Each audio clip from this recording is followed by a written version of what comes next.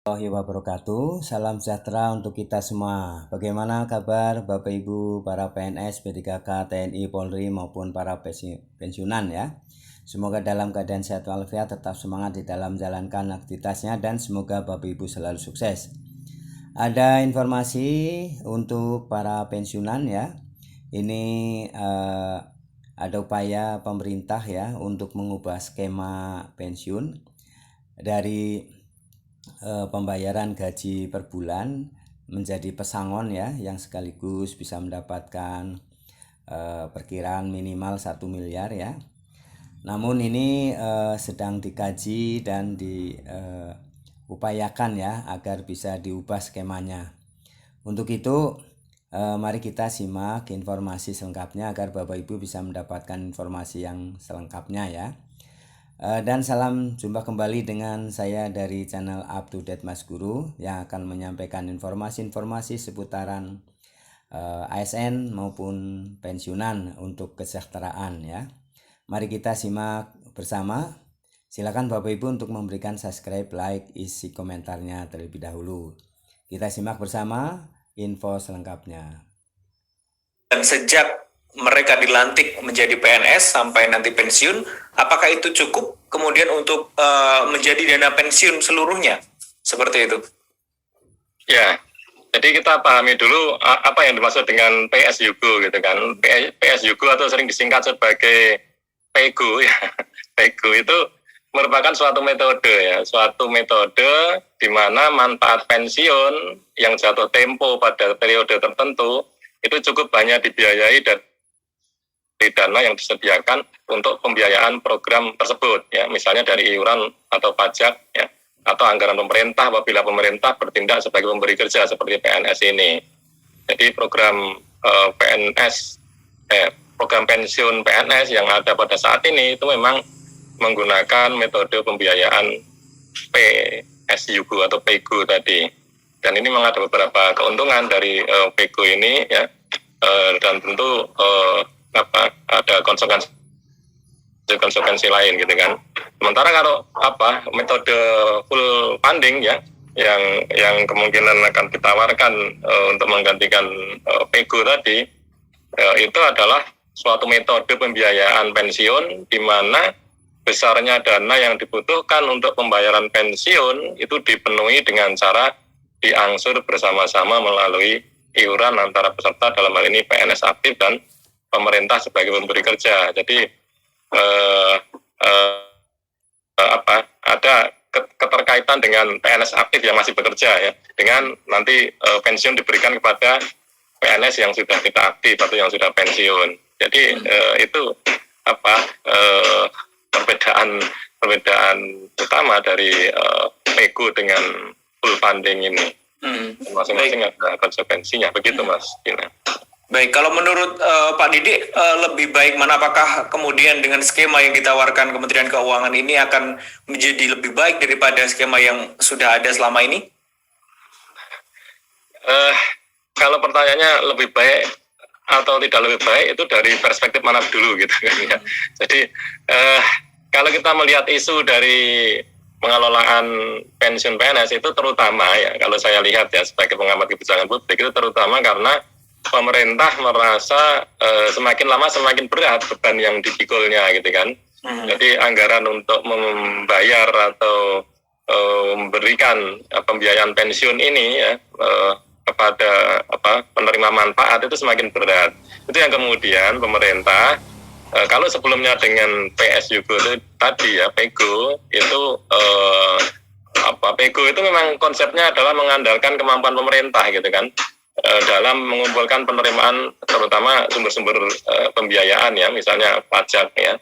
Jadi kalau misalnya pembiayaan penerimaan pemerintah itu berkurang atau menurun ya, nanti akan semakin berat gitu kan beban pemerintah untuk pengeluaran dalam pembiayaan pensiun ini. Sementara kalau full funding tadi itu bagi kesinambungan program pensiun itu tidak begitu berpengaruh signifikan. Karena di situ juga ada misalnya pelibatan terhadap PNS aktif ya, untuk ya semacam kayak jaminan sosial begitu ya, jaminan sosial bagi PNS secara umum, terutama yang juga sudah pensiun. Begitu. Baik Pak Didi, ini kan beberapa pandangan yang kontra dengan pernyataan Ibu Sri Mulyani kan terkait narasi yang dibuat adalah beban seperti itu, bukan dari segi manfaat dan lain sebagainya, tetapi beban. Beberapa kali pemerintah ini seperti mengeluhkan banyak beban yang dipikul. Pekan kemarin seperti halnya di mengenai bisa dipertimbangkan juga, gitu Mas. Baik Pak Didi, tadi Pak Didi juga sudah menyampaikan bahwa sebetulnya permasalahan dana pensiun ini sudah berlangsung lama seperti itu ya, tidak baru kemarin, bisa dikatakan seperti itu. Apakah ini juga yang kemudian melatar belakangi menurut Anda banyak sekarang rekrutmen itu tidak PNS tetapi lebih ke P3K, yang dimana disebutkan bahwasanya P3K itu tidak akan mendapatkan dana pensiun seperti halnya PNS, Pak Didi? Ya, ini mungkin sedikit agak diluruskan ya. Jadi bukannya tidak mendapatkan pensiun ya. Kalau memang yang kita pahami selama ini yang PNS otomatis begitu ya, dalam tanda petik otomatis. Tapi bukan berarti kemudian yang pegawai kontrak atau P3K itu tidak berhak untuk mendapatkan dalam tanda petik pensiun tadi gitu kan, atau jaminan hari tua tadi gitu kan. Karena memang mereka itu diharapkan juga akan mendapatkan jaminan hari tua atau jaminan pensiun gitu kan, sama seperti teman-teman PNS gitu kan. Tapi dengan dengan mekanisme yang berbeda, bukan melalui selama ini misalnya dengan taspen. Kalau tidak salah yang taspen pun juga kan akan sesuai kebijakan sistem jaminan sosial nasional ya, SJSN ya, di mana dalam undang-undang SJSN itu nanti juga jaminan hari tua dan jaminan pensiun PNS itu akan diintegrasikan gitu kan dalam sistem jaminan sosial nasional tadi ya. Jadi kalau tidak salah tahun 2029 ya, mohon dikoreksi kalau ada yang tidak tepat. Tapi kalau memang seperti itu berarti nanti secara umum jaminan pensiun atau jaminan hari tua itu memang melalui BPJS Tenagakerjaan, sebagaimana pegawai atau pekerja ya, atau yang pegawai non PNS selama ini gitu kan, jadi melalui BPJS Tenagakerjaan. Arahnya menjadi terintegrasi menjadi sistem sosial jaminan sosial tadi ya.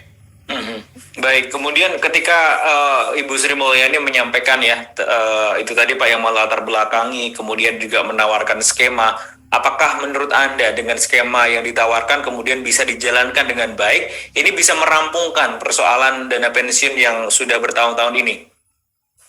Ya, baik, ini juga nanti berkaitan dengan berkaitan dengan desain ya, desain pengelolaan pensiunan ya. Ini yang juga sebenarnya tidak mudah gitu kan. Kita juga mengakui itu, bahwasanya pilihan-pilihan dari desain program ya, untuk pengelolaan pensiunan itu ada beberapa sebenarnya, dan itu tidak mudah. Artinya masing-masing punya konsekuensi gitu kan, punya konsekuensi. Jadi ada misalnya tadi yang sudah ditawarkan berkaitan dengan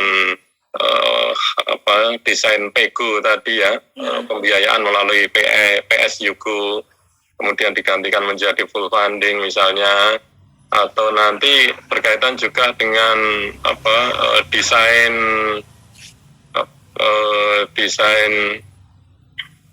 programnya ada definite benefit ya, desain manfaat pasti atau pilihan desain iuran pasti dan desain yang lain ya, itu saya kira masing-masing punya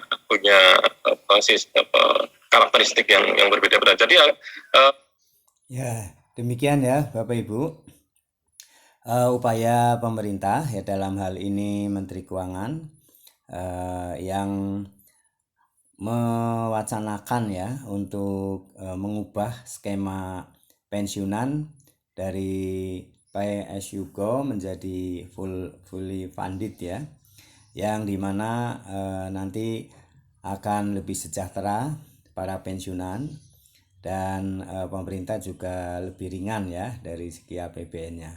Semoga ini bisa segera diputuskan ya, agar skema ini bisa mengubah kesejahteraan para pensiunan lebih baik lagi. Terima kasih telah menyimak video ini hingga selesai, semoga bermanfaat. Jangan lupa untuk subscribe, like, isi komentarnya. Assalamualaikum warahmatullahi wabarakatuh.